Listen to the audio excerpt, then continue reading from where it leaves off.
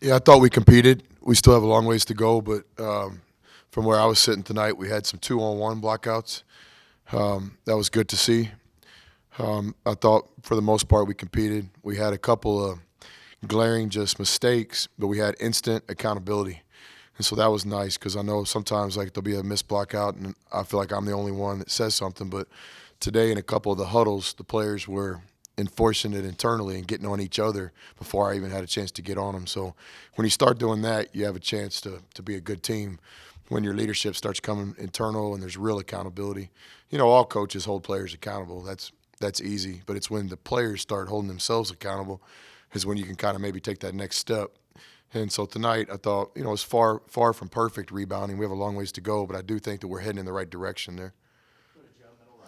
Coach, could you talk about Stevenson's play both today and also at Baylor? To me, it looks like he's beginning to come around a little bit. I don't know if it's a confidence thing or what, but he's beginning to look pretty good. And also the impact of no Keenan today and did that.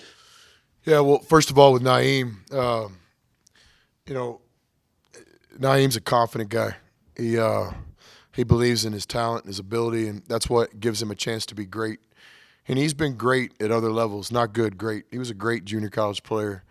Now he's just like all transfer type guys. It's just another level, and he's learning how to play at this level, possession by possession, day by day, the grind of it. And I think he's going in the right direction. I've been really hard on Naeem, but I'm hard on my daughters too because I love them. And I love Naeem, and I think he's got a chance to be special, and he doesn't need a guy patting him on the back all the time. He needs a guy telling him the truth every single day.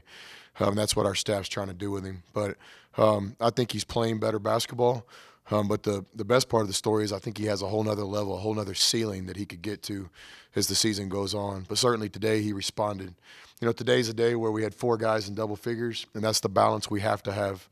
It's hard for me to visualize beating good teams like LSU or Big 12 teams where we have 1 or 2 guys show up offensively. We have to have 3 or 4 guys show up every night. And tonight we got it done with 4 people in double figures. Then we had some other people impact the game. Millinghouse, 5 rebounds. These kinds of things are what we need. We're a team.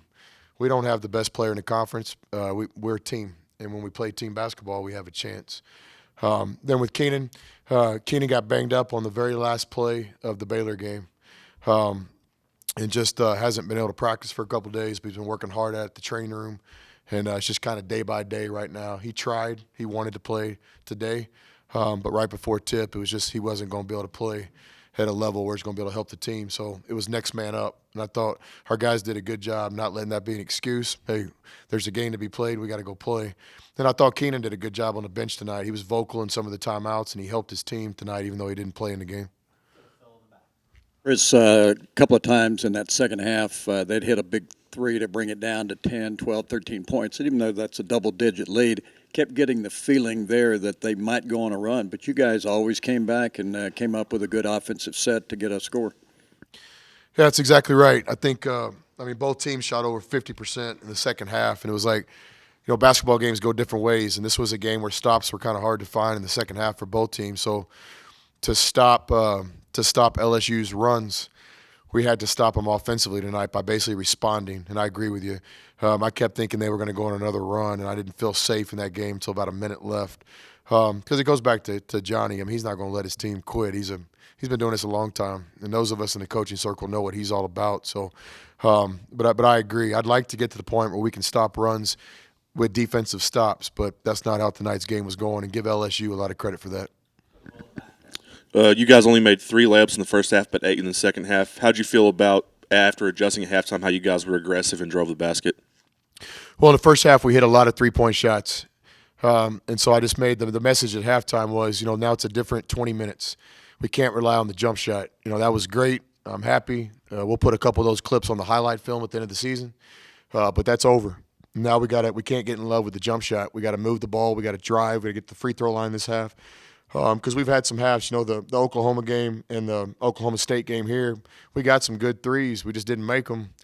And when you live and die by the three, you're not getting to the free throw line. it hurts your transition defense, shooting long shots. So I thought our guys did a good job, maybe turning down some decent threes in the second half and driving the ball. Then late, you're just trying to work the clock, and mathematically you're trying to win the game. So we had some sloppy possessions late, but I was proud of the fact that we at least had the intelligence to work the clock. And those were on me. A couple of those late possessions were my fault, not the players. I know before this season you'd kind of talked about Zach Smith having NBA potential at one point. When you see 25 and 8 today, is that a little bit of a flash of him continuing to grow and come into his own? Yeah, I hope so. And he's done this before. It wasn't just today. He's put us on his back a couple times this season, as have many of our other players. Justin Gray, I thought today was really gritty. He's a little bit banged up right now. A lot of guys wouldn't play today, the things Justin's going through with his body. So that was another great example, somebody that I want to recognize. The ultimate warrior for our team is Justin Gray. But back to Zach, he's just a talented guy. And I think he's a guy that he could play for money after college, and he's got a long ways to go to get there, but I think he understands that. And the best thing about Zach is he doesn't get too high or too low. His demeanor, he's fearless. Like he doesn't get scared. He doesn't get too high, and I like that about him. And I've had a couple moments coaching him that stick out. The Kansas game when they were going on that run, you're looking in the players' eyes. It's just same old Zach, and that's a good thing. He's got a great demeanor, and I think that'll translate great. Because you're going to play for money one day, you got to be a guy that can bring it every day. And Zach has that ability. Coach, you touched on it briefly, but the intensity from Saadi early and often, obviously without Keenan on the floor, how much has him accepting his role and what he does well really helped this team, and especially today? Yeah, his energy and passion is the backbone of our team in a lot of ways. Saadi's an energetic guy. He doesn't have bad days.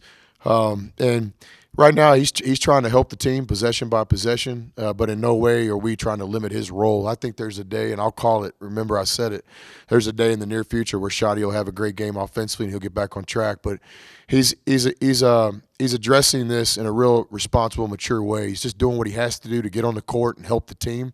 He's continuing to pay the price behind the scenes, working on his game, his shooting. So I have a lot of confidence in Saadi moving forward. He's a big part of our plans. He's a big part of our plan Wednesday night in Austin. Were you happy with the ball movement, especially in the second half? You seem to be stressing vocally more than I've heard before, the 4 passes. Yeah, I think so. We're a pretty good team when we move the ball side to side 2 or 3 times. We're a pretty good team when 3 or 4 people touch it. We're not a very good team when we come down and try to play one-on-one basketball. So we just want to move the ball. I thought tonight we brought the offense up a little bit higher off the baseline. It helped us a little bit with our passing. And Al Pinkins had a great scout tonight. I give Al a lot of credit for that, offensively and defensively. But no, I did like our passing. We had 10 possessions in the game where we had 5 or 6 or more passes, and that's our kind of basketball. Even if it gets a little ugly late clock, it's still in our best interest to have some late possessions. Shot clock violations have never really bothered me because you have a chance to go back and play defense. It's the bad quick shot of the turnover that really hurts our team this year. Aaron had another good night on offense, strung 2 together here. What have you thought about him this last week and how it seems like he's just really kind of finding a rhythm again? Yeah, Ross's deal is just consistency. He's been doing this a long time in this league, and everyone knows he can play, but when he puts possessions back-to-back and minutes back-to-back and halves back-to-back, he's one of the better players in the Big 12. He's a guy that averaged 12 points a game last year in the Big 12. That speaks for itself. So we're just – with him, it's all about consistency.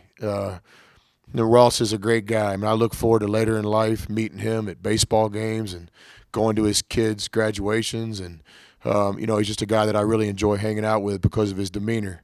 But unfortunately, that same kind of laid-back demeanor really gets us in trouble a lot on the basketball floor. So when he's intense and when he's into it, he's a better player.